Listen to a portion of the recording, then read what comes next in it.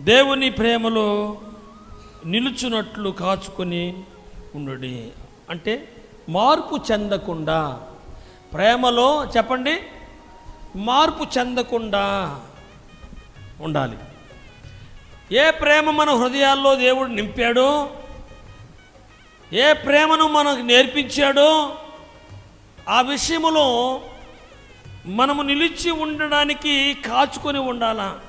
తప్పిపోకుండా, ఆ ప్రేమ అనుభవం మనలో నుంచి తొలగిపోకుండా ప్రభు వచ్చే వరకు దాంట్లో నిలిచి ఉండాలి. కాబట్టి మనలో కఠినత్వాన్ని చూడడానికి అవకాశం లేదు.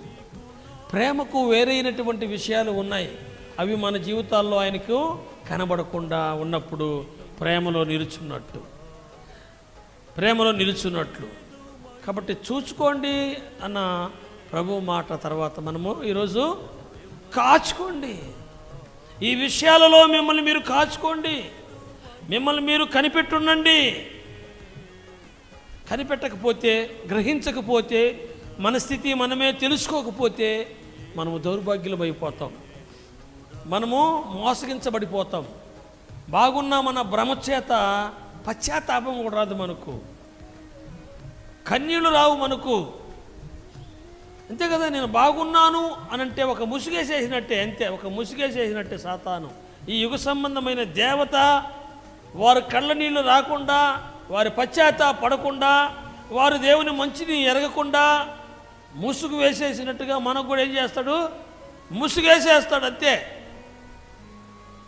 కాబట్టి ఇక వాళ్ళకి వాళ్ళ జీవితం వాళ్ళు ఏదో చెప్పుకుంటా బాగున్నాము అని సాగిపోతారు అంతే. కాబట్టి మనము ప్రేమను కాపాడుకోవాలి. ప్రేమను ఏం చేయాలి చెప్పండి. మొట్టమొదటి మాట, రక్షణ పొందుకున్నటువంటి దేవుని మూలంగా పుట్టిన మనలో మొదట ఆయన చూడాలనుకున్నది ఏం చెప్పండి, ప్రేమ. దాన్ని మీరు కాపాడుకోవాలంటాడు. ప్రేమను భంగపరిచే వాటిని గుర్తిస్తూ ఉండాలి. మన ప్రేమను భంగపరిచే వాటిని మనం గుర్తిస్తూ ఉండాలి. మన ప్రేమను బలహీనపరిచే వాటిని మనము ఎరగతా ఉండాలి.